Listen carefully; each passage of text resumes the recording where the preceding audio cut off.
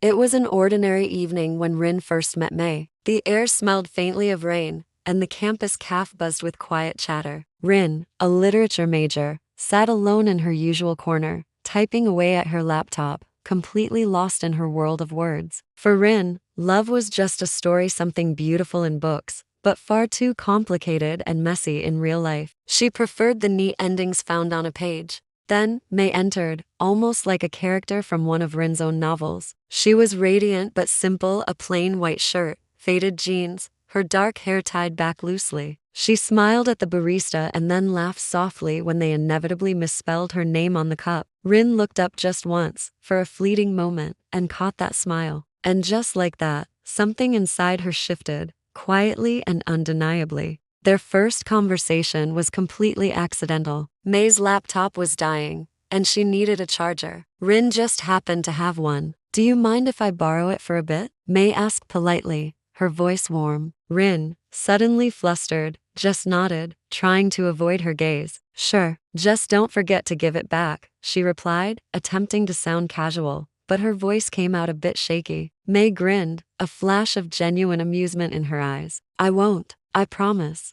That small, simple act of kindness somehow turned into hours of conversation. They talked about everything: books they loved, movies that made them cry, dreams they were chasing, and the old heartbreaks they never quite healed from. Rin found herself laughing more than she had in months, feeling a lightness she hadn't realized was missing. When May finally stood to leave, the cafe now quiet and nearly empty, she said softly, "You're really easy to talk to, Rin." From that night on, everything changed. They started meeting at the cafe almost every evening, their new routine. Sometimes May would bring her guitar and sing softly while Rin wrote, her melodies weaving into Rin's stories. Other times, they just sat in comfortable silence, close and content. People started to notice their bond: the way May's eyes would always search for Rin the moment she walked in, the way Rin's reserved face would break into a genuine smile only when May was near. But love, as Rin knew from her books, is rarely simple. One afternoon, while studying in the library,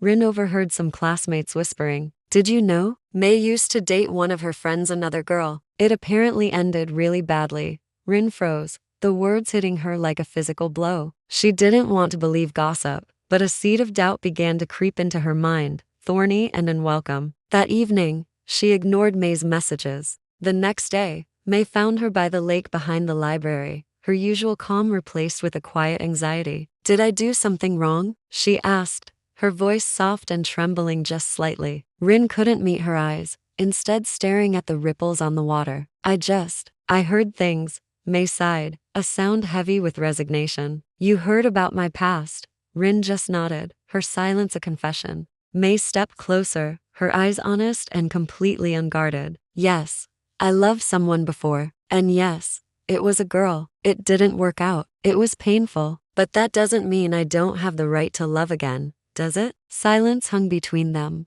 thick and heavy. The sun dipped low on the horizon, painting the sky in shades of gold and rose. Rin finally looked at her, the hard edges of her fear softening. "I'm just scared," she whispered, the admission costing her everything. May offered a gentle, understanding smile. "So am I. But maybe goodness isn't about being perfect or having a clean slate. Maybe it's about having the courage to try to love with honesty, even with all our baggage." Rin felt her chest tighten, a knot of emotion constricting her breath. In that moment, she realized how deeply she had fallen, not for May's easy charm, but for her raw, incredible sincerity. The days that followed saw their bond grow stronger, forged in this newfound honesty. They started helping each other through their daily struggles: Rin's tendency to overthink everything, May's own quiet insecurities. They learned that real love wasn't about grand, dramatic gestures, but about the quiet understanding, the silent support, the hand that finds yours in a crowded room. One cool evening,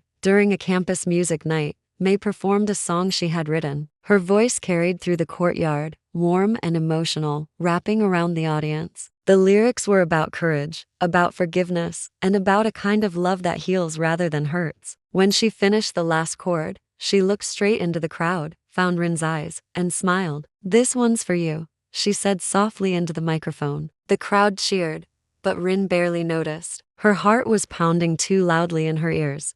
After the show, they met behind the stage, away from the noise. The night air was cool, and the fairy lights strung between the trees shimmered softly. Rin looked at her, completely speechless. You didn't have to do that, she began, her voice barely a whisper. May interrupted gently, her expression tender. I wanted to, because you remind me that kindness can win over fear, every single time. Rin took a deep breath, her eyes glistening under the soft lights. You're impossible to resist. You know that? May laughed, a sound that made Rin's heart flutter, and took her hand. Then don't resist. In that moment, everything around them faded into a blur. The distant music, the chatter, the campus lights, it all disappeared. Rin stepped closer, feeling the warmth of May's breath on her skin. Their eyes met, hesitant at first, then searching, and finally certain. Then softly, their lips met. It wasn't a grand movie-like kiss. It was tender, real, and filled with everything they'd both been too afraid to say out loud. When they finally pulled away, cheeks flushed, Rin whispered, "So this is what goodness feels like." May smiled, her hand still holding Rin's tightly, her thumb stroking the back of her hand. "No," she said softly, her eyes shining. "This is what love feels like when it's finally right."